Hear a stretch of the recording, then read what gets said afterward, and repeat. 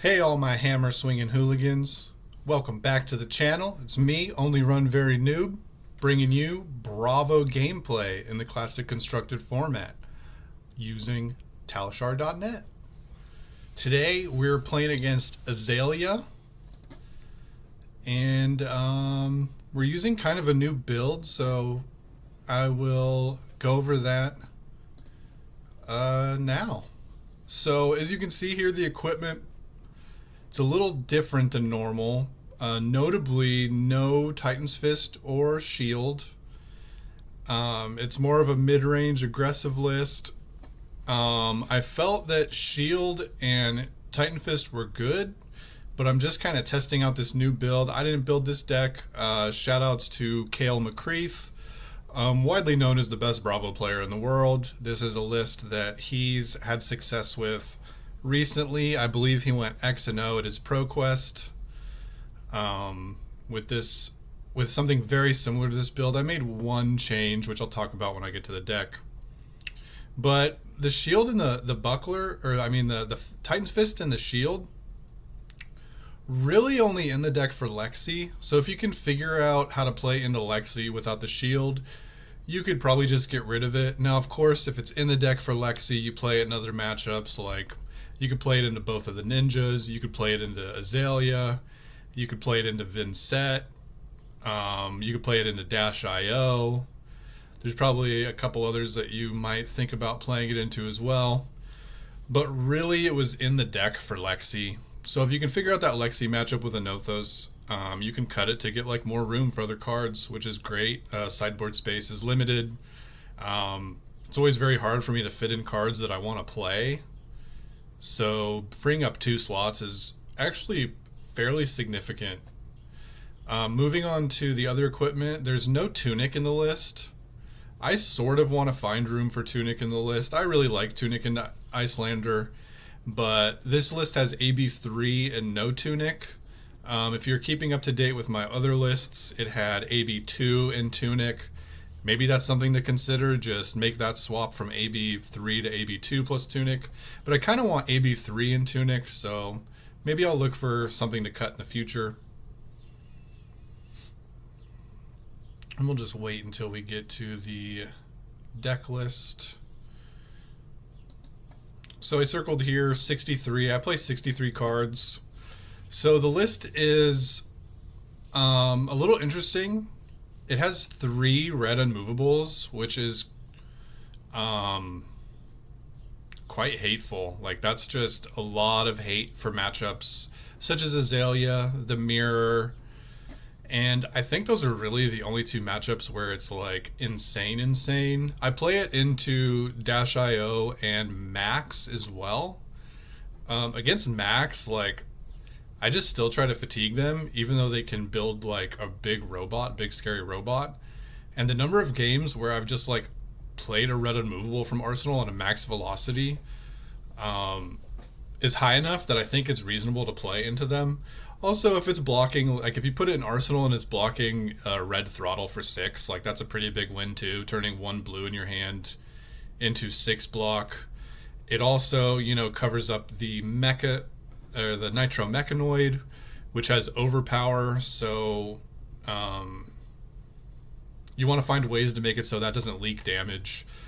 But yeah, I really like Unmovable in the deck for the Mirror, because it lets you stop a Crippling Crush and then still keep a 3-card hand, right? Like, you just pitch a blue, block for 8, and you can keep like a Terra Sunder hand. You can keep your own Crippling Crush undominated with a Surge hand. You can dominate like a Spinal. I guess Spinal's not in for the Mirror, but you can do a few things that are quite good. Like a Zealous Belting hand is a 3-card hand. Terra Sunder is a 3-card hand. Like a Pummeling Your Hammer is a 3-card hand. Pretty good.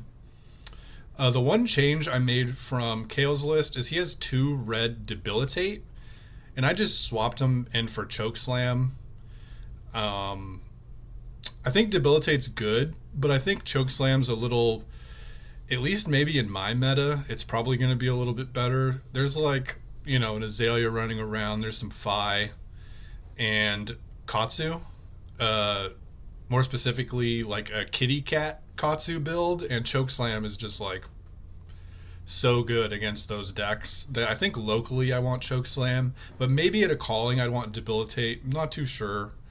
Um, Kale's a very good player, so I wouldn't be surprised if my swap to Chokeslam is just like suboptimal compared to the Debilitates that he found the room for. This build does have one Pulverize, which is nice. I'm glad to have that back in the deck. And 3 Imposing Visage. Where are they? Right here. 3 Imposing Visage alongside the Pulverize, which is quite good. Everything else is fairly standard.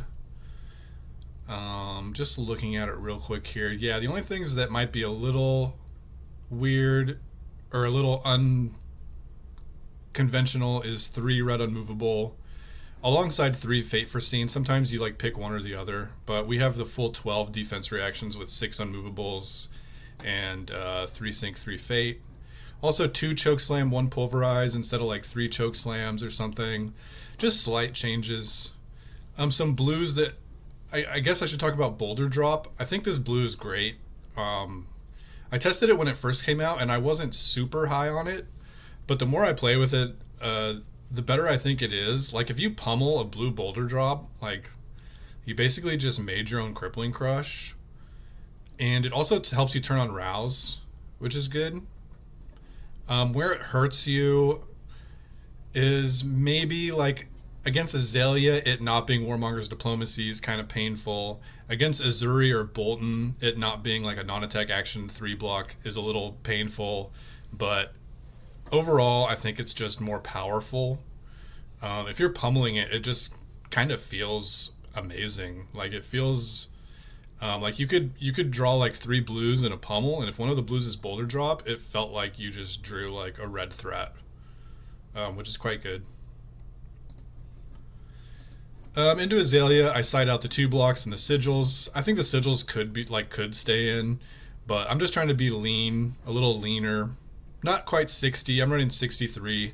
I think the defense reactions are obviously very good against Azalea. She's trying to do like big, tall, dominated attacks. The Chokeslams are very good against Azalea as well. And yeah, we can just hop right into the game here.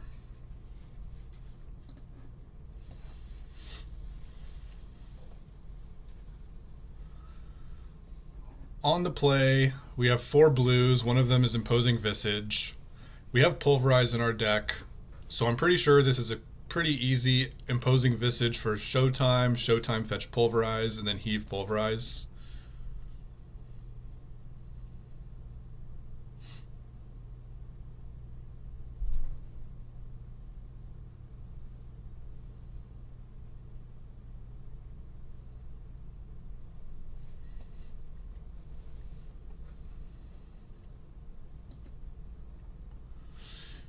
We draw 2 blues, which is good. Only 1 blue would make this Pulverize kind of painful that we heaved. But Chokeslam and Starstruck are also quite nice, so it would be nice if we only have to block with one of our cards here. And we're going to draw off Showtime, so we could even potentially draw another blue to dominate the Pulverize, but if we draw a non-blue, we can still just throw the Pulverize undominated and get like a free turn cycle. Ravenous Rabble and Seek and Destroy on top. Definitely just going to take this 4 damage. I feel like just raw damage, no on hits. We're going to save our limited cards for blocking to block something a little more impactful. I guess they did show us a non-arrow on top though, which is a little interesting. So that probably means we're not getting hit with an on hit. So maybe that's something that I should have thought about a little bit harder. But alas, we didn't block there.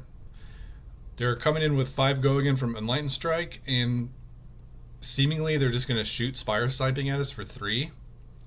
Taking 8 here is quite a lot.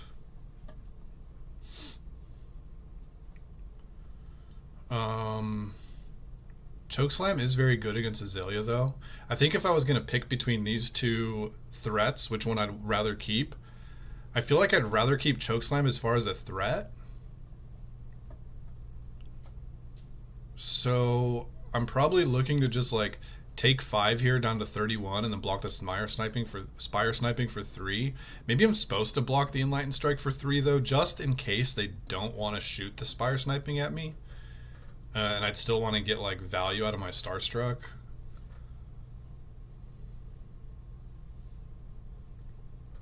Because there's like a chance they don't shoot me, right? Probably not, but there's no on hit to stop, so maybe that's just like a very, very small error. We end up drawing the blue, so our turn's pretty easy. Just activate Bravo and throw the Pulverize at their face. Evening the life total odds here, and then also like heavily impacting their ability to do anything to us next turn. And as you can see, they just passed because they probably don't want to shoot an arrow at us for like 1 damage. Or like 1 to 4 damage, I guess, because they have a Seek and Destroy in their hand for sure. Maybe they even didn't draw an arrow. So they're just going to pass back. And I think I want to just Terra Sunder the Chokeslam.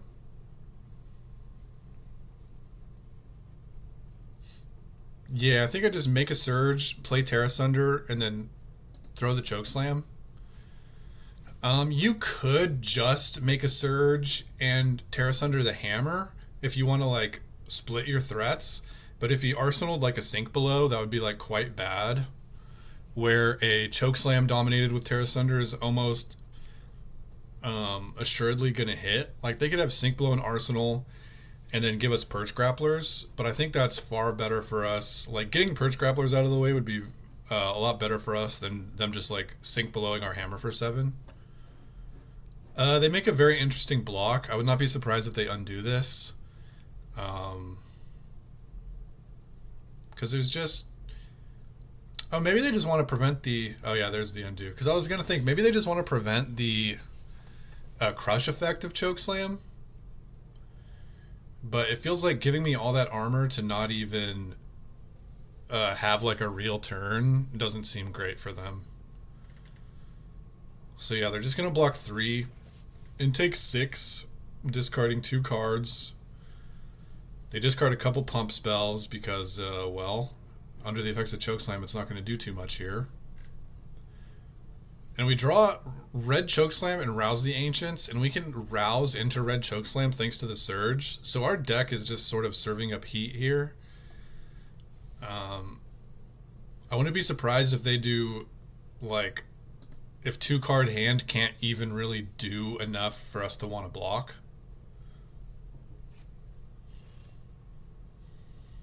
They get a red Infecting Shot off the top, but I think I'm just happy to take 7 and trade here. I remember this game thinking, do I just block 5 and then throw Chokeslam off the Surge in 1 blue? But of course that wouldn't be possible because this Infecting Shot has Dominate. So I was just kind of counting my value, like should I block with Rousing Ancients and disable and then just throw Chokeslam? It's kind of like if it didn't have Dominate, it's kind of the same value, right? Because the Rouse is 7 damage.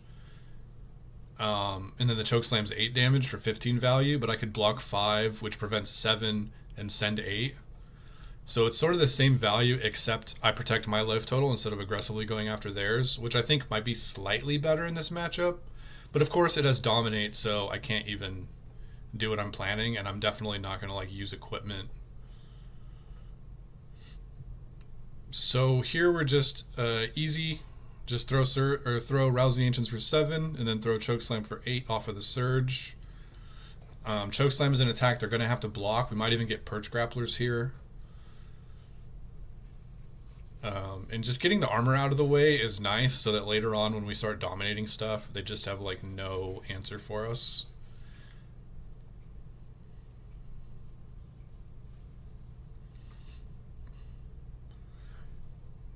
This is a very clear blocking hand to me. I wouldn't mind just blocking like 3 or 6 and then hammering for 4 or 6 and then arsenaling the Sink Below. I definitely want to keep a reaction for Arsenal. So there's also a chance we could block 7 with like Boulder Drop and Sink Below and then hammer for 4 and Arsenal the Unmovable. but getting a reaction into Arsenal this turn cycle is going to be very good for us. We have a ton of armor, and we have like a pretty significant life lead.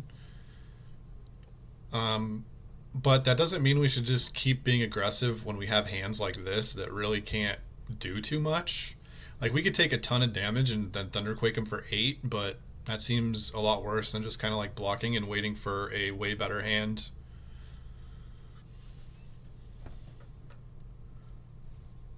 We see him kind of using it all. He uses Bracers of Belief and then 2 pumps on a drill shot. So this drill shot's going to be for like 12. If my math is right. Yeah, it's a dominated drill shot for 12.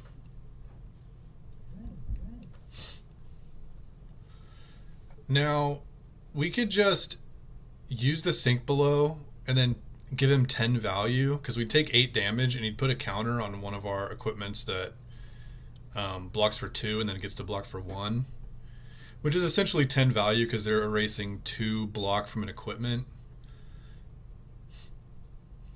Only 1 minus, interestingly enough, only 1 minus 1 counter in like a temper or battle worn equipment is like 2 value.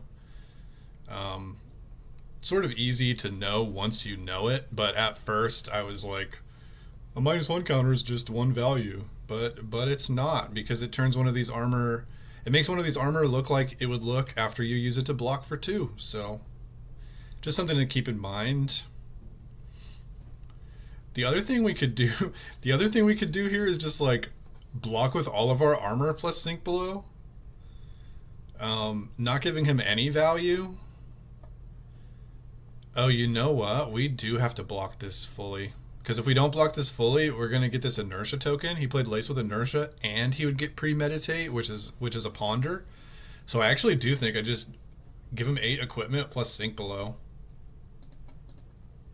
Which seems costly, but with our opponent at 13, like, we're still going to have more armor than him even after we give him all this armor.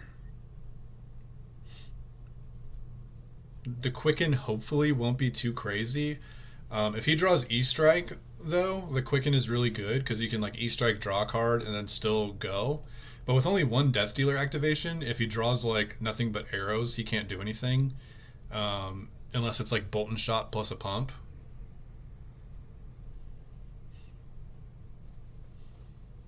Maybe I'm supposed to crown something looking for like a better threat, but I just keep the guaranteed Surge plus 6 in Arsenaling and Unmovable.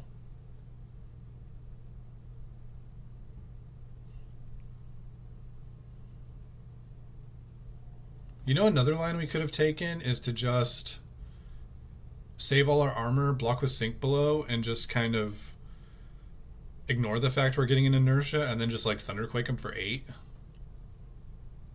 Not holding our Unmovable, but I think Unmovable in Arsenal is worth quite a bit. So we just give him all the equipment, and with him at such low life, like hammering him for 6 is like a very significant portion of his remaining life total.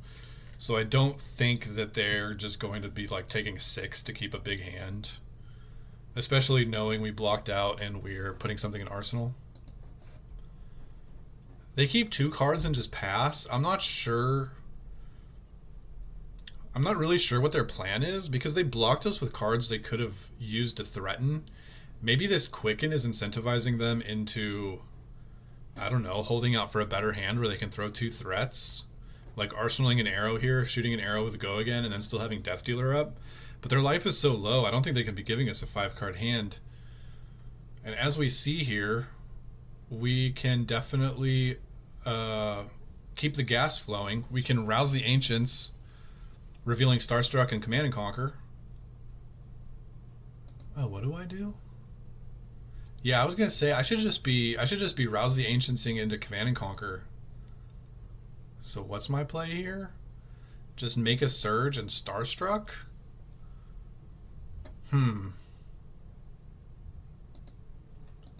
This seems like a pretty significant misplay. It's 3 less aggressive value, plus no Arsenal Destruction. It does have a Crush effect, But if they end up blocking 6, they can still shoot 1-drop arrows because they have 5 power, at least for the most part, although 1-drop arrows have 5 power. They could even have like defense reaction in Arsenal, because that's like one of the few cards that maybe they'd have 2 cards in hand and just pass the turn, because they think they can just like put a defense reaction in Arsenal and maybe stymie this turn for us. So yeah, I think this was a gaffe. I think I'm supposed to just rouse the Ancients into Command and Conquer. Making a surge in Starstrucking is like something, though. It's not like I just gave up like an infinite amount of value. I think I just gave up like 6 value though, because it's 3 less damage and the Command and Conquer on hit. And they did have defense reaction in Arsenal, which they wouldn't have been able to use on our Command and Conquer, although they probably would have just used it on the Rouse the Ancients, right? Because we're going to reveal the Command and Conquer.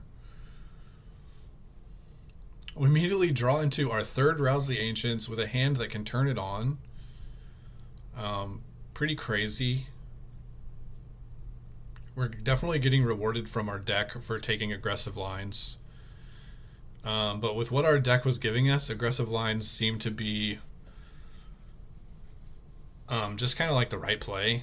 I mean, last turn I didn't play the right line, but the right line was still an aggressive line, right? So like being defensive and having like a fatigue-oriented strategy this game just wasn't in the cards for us.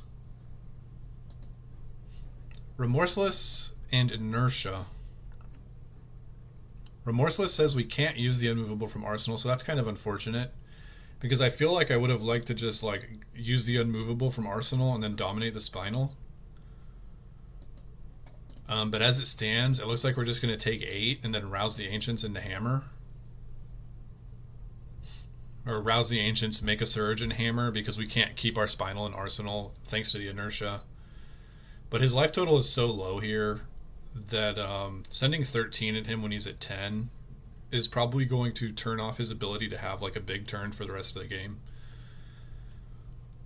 Also kind of sucks we lose our Unmovable in Arsenal. Having a big defense reaction in Arsenal against Azalea is definitely feels good. It makes you feel very safe.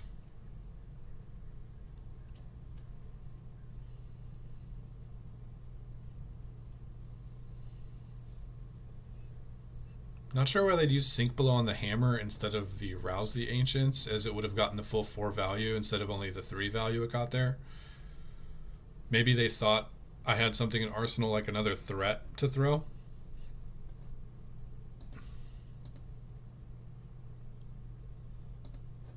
This hand's a little ugly, and we get hit with a Codex.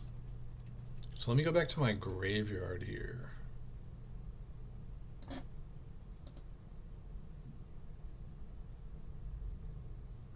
Do I click it? Is this where I am? Yeah, what do I have in my graveyard to get back? Oh, there we go. Oh, is it kind of being weird? So the attacks we can get back, we have a Surge, so we can get back like a red Choke Slam, which seems fine. We pitched the Command and Conquer instead of playing it, so like that's coming to bite us a little bit here. We would have liked to get a Command and Conquer. So yeah, I think the only real option, given that we only have 1 blue in hand, is Chokeslam. So we get Chokeslam and discard Red Unmovable, I think. Because we don't have 2 blues, so we can't really play it. Although maybe we could discard Crippling Crush, looking to block with Fate Foreseen plus some equipment, and then throw Chokeslam and Arsenal of the Red Unmovable.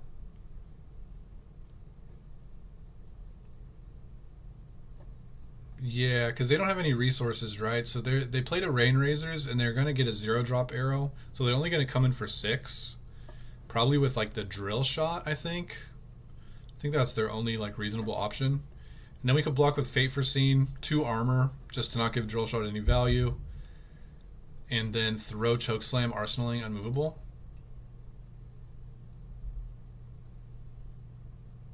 Do we need Unmovable though? Maybe Crippling Crush and Arsenal is better than Unmovable. Because it's just like a threat that's gonna like get their whole hand.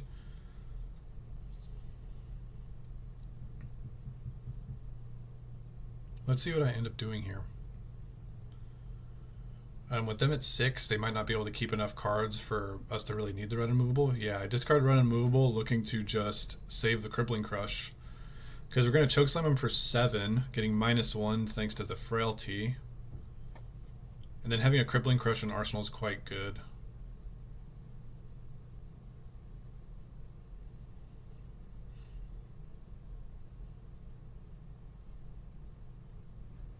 See a Command and Conquer on top, but we're going to put it on bottom because we just want blues for our Crippling Crush, right?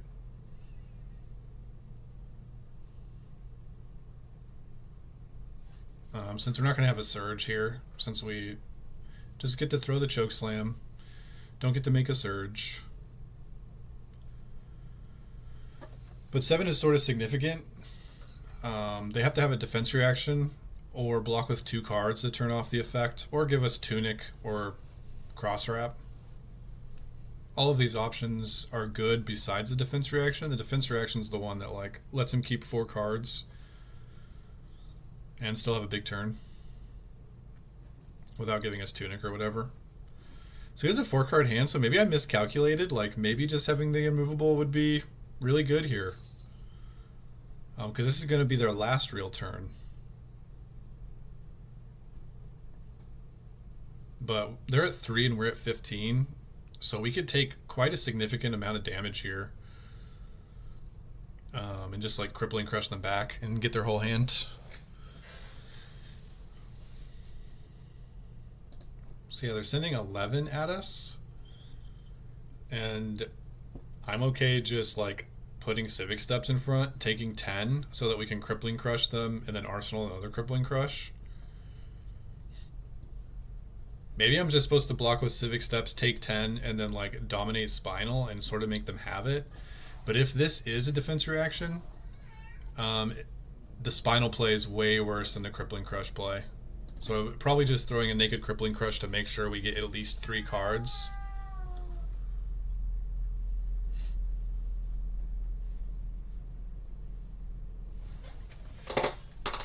Oh, play nice, kitties.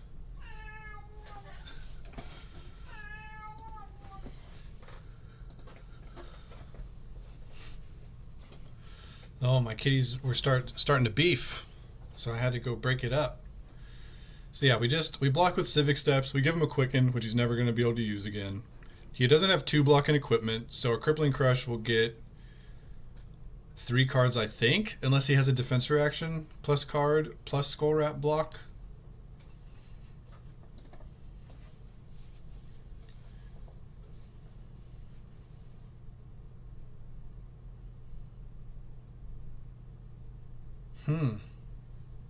He did have the defense reaction, but still gives us 3 cards.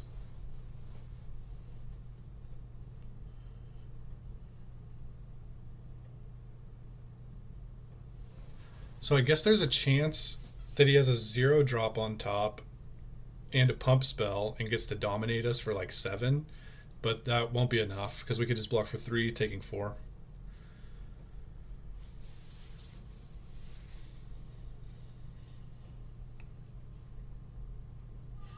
Ooh, the E-Strike and Arsenal with the Quicken is quite good here. They get to draw a card.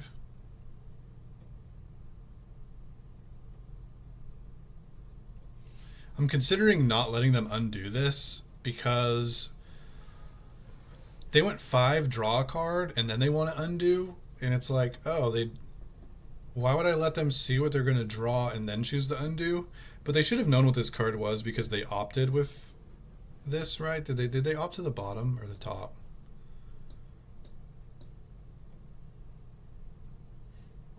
Oh, they opt to the bottom? So yeah, I definitely should not let them undo this because that's a little cheaty.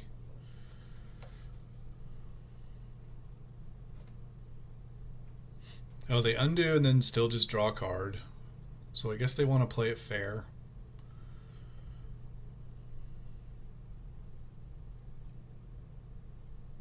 We'll just put the Spinal on top, just in case he lives through this Crippling Crush, this Dominated Crippling Crush. But I do not think they will live through Dominated Crippling Crush here.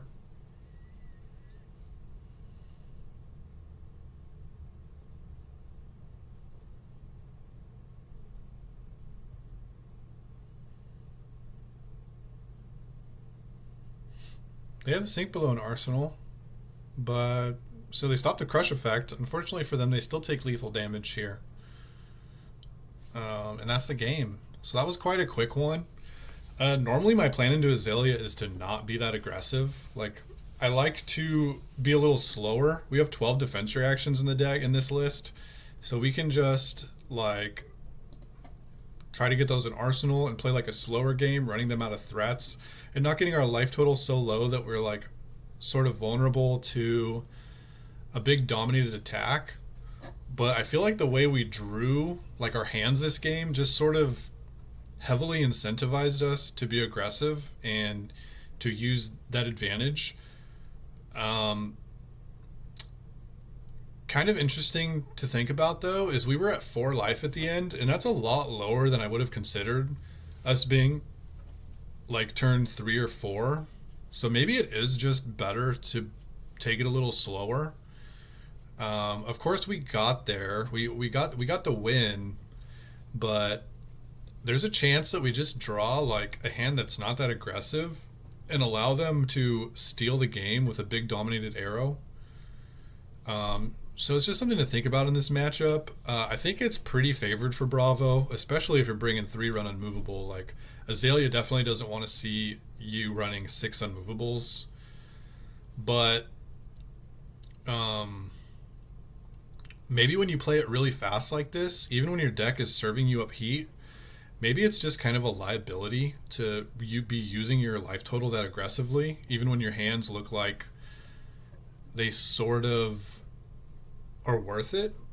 So definitely a cool game. One I wanted to show you guys to just sort of illustrate maybe that Azalea shouldn't be taken lightly, even though you're favored. Like protecting your life total and not letting them steal a game with dominate is quite important to be thinking about when you play against Azalea. Um, and yeah, it was just like a really cool list. I wanted to show you the new list too. I'll have a link down in the description with this new list. And yeah, thanks for stopping by. Hope this was a fun one. Hope we learned a little bit. And I'll see you guys next time.